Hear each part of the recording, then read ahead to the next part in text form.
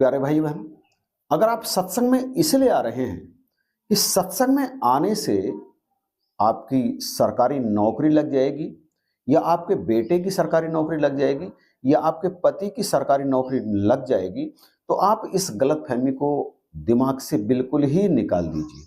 क्योंकि सत्संग में आने का इससे कोई लेना देना है ही नहीं। चौंके ना इस बात को सुन करके, परंतु सत्य तो यही है।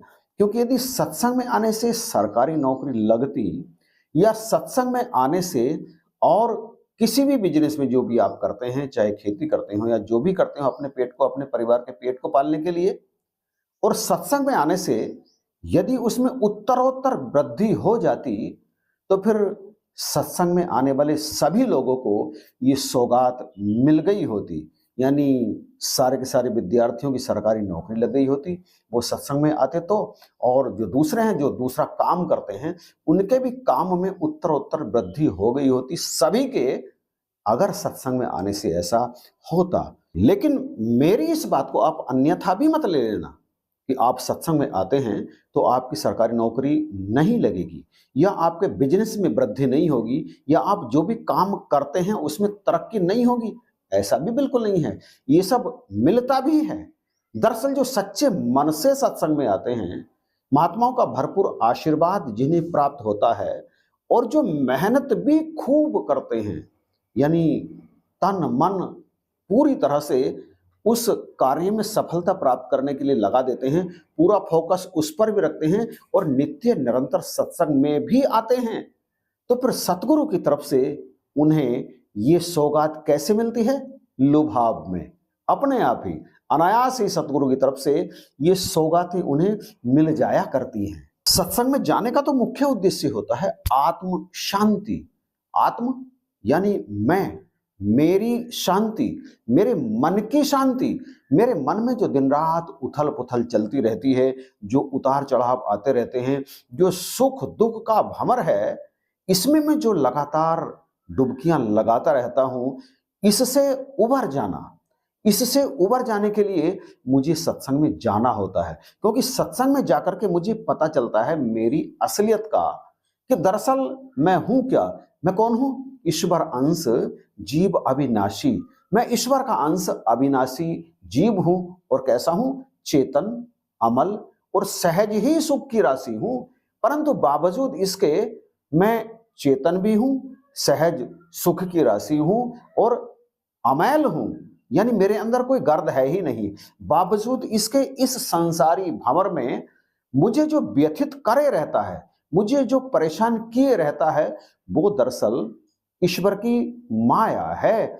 इस मायावी संसार में आकर जो विशुद्ध ईश्वर अंश जीवात्मा है, वो इसके कुचक्र में पड़कर अपने आप को अशांत महसूस करता है। और ये अशांति केवल इस कलयुग के प्राणियों को ही नहीं है, पहले द्वापर में, त्रेता में, सतयुग में, यानी इंसान जिस युग में भी रहा उसका अधिकांश समय अशांति में ही बीता। यह बात अलग है कि कलयुग में यह अशांति कुछ अधिक ही बढ़ गई है। तो आज के समय में सत्संग का महत्व भी कुछ अधिक हमारे लिए होना चाहिए, यानी हमारे मन में यह भावना पहले से कहीं ज्यादा प्रबल होनी चाहिए कि मुझे सत्संग में जाना ही है। क्योंकि इस अशांति को शांत करने का, इस उथल पुथल को शांत करने का यदि कोई स्थान है, तो वो स्थान है केवल और केवल सत्संग।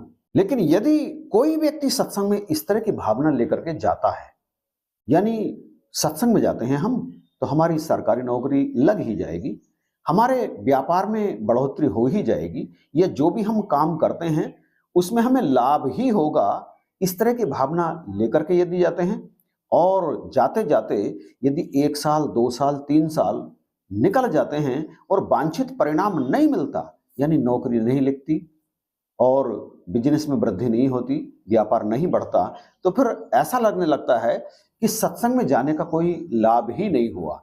कि बीमारियां ठीक कराने के लिए सत्संग में जा रहे हैं और 2-3 साल हो गए बीमारियां ठीक ही नहीं होती, घर में कलह कलेश रहती है, 2-3 साल हो गए कलह कलेश दूर होती ही नहीं, तो सत्संग में जाना व्यर्थ है, ऐसा वे लोग सोच लेते हैं और फिर सत्संग से किनारा कर लेते हैं। मैं कई ऐसे व्यक्तियों को जानता हूं जो सत्संग में शुरू में आए 1 आध साल, 6 महीने, कुछ तो 2-3 महीने ही, और उनको मनवांछित सफलता नहीं मिली, तो फिर उन्होंने सत्संग में जाना ही छोड़ दिया। सतगुरु पर भी सवाल खड़ा करना आरंभ कर दिया।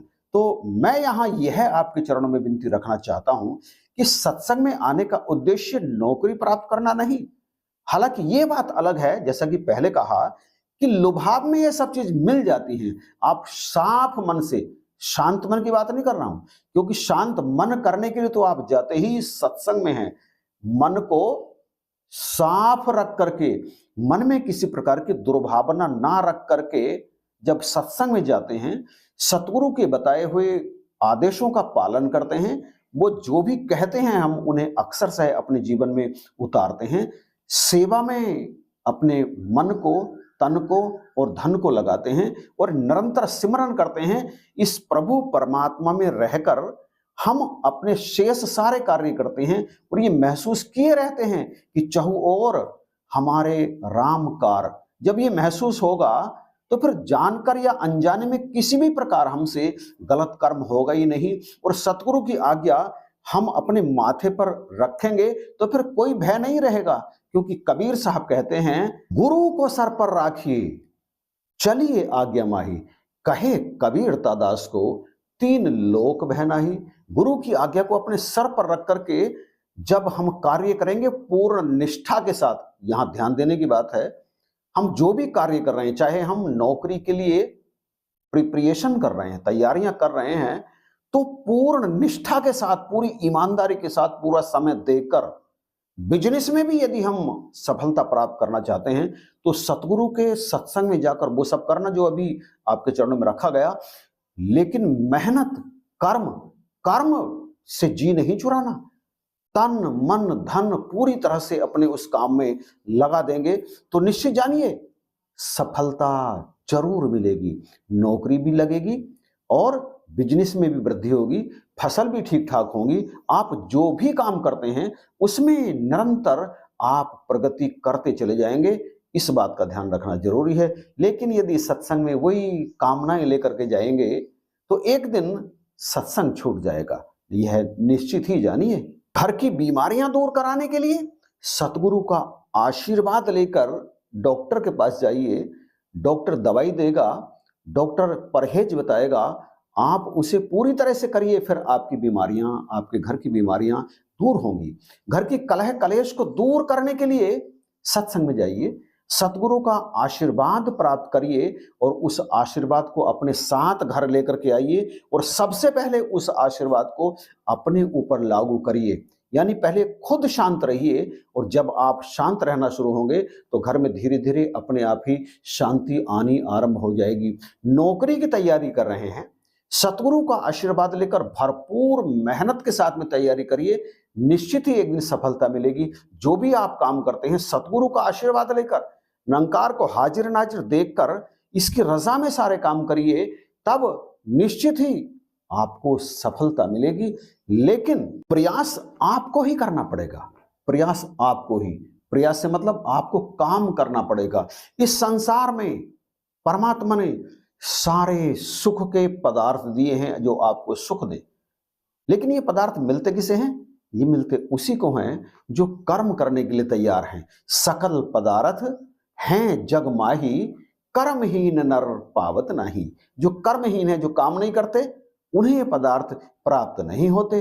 और कर्म प्रधान विश्व करी राखा, जो जस करई तैसे ही फल चाखा। कर्म तो प्रधान है, कर्म तो करना ही पड़ेगा, लेकिन कर्म करना कैसे है इस बात का पता चलता है सतगुरु के चरणों में जाकर के। इसलिए सत्संग में जाइए बिना किसी कामना के। इसका अर्थ ही नहीं कि आप सतगुरु के चरणों में अपनी अरदास या अपनी अर्जी नहीं लगा सकते, आप लगा सकते हैं सतगुरु के चरणों में, लेकिन सतगुरु जो आशीर्वाद देंगे उसके लिए आपको प्रतीक्षा करनी पड़ेगी मनवांछित परिणाम आने के लिए, और निरंतर आपको कर्म करते चले जाना है। यदि ऐसा करेंगे तो निश्चित जानिए वो सब कुछ आपको प्राप्त हो जाएगा जो आप प्राप्त करना चाहते हैं, लेकिन तुरंत नहीं, क्योंकि सत्संगत में मोती हीरे मिलते हैं पर धीरे धीरे। आज के वीडियो को यहीं पर समाप्त करते हैं। कैसा लगा कमेंट में आप बताइएगा जरूर। इस वीडियो की कौन सी बात आपको सबसे अच्छी लगी उसे भी कमेंट में लिखिएगा। पसंद आया तो इसे शेयर कर दीजिएगा, और चैनल पर यदि नए हैं तो आप इसे अभी सब्सक्राइब करके बेल आइकन प्रेस कीजिएगा, क्योंकि इसी तरह की वीडियो अक्सर आपको इस चैनल पर प्राप्त होती रहती हैं। इन्हीं शब्दों के साथ वीडियो देखने के लिए आपका धन्यवाद।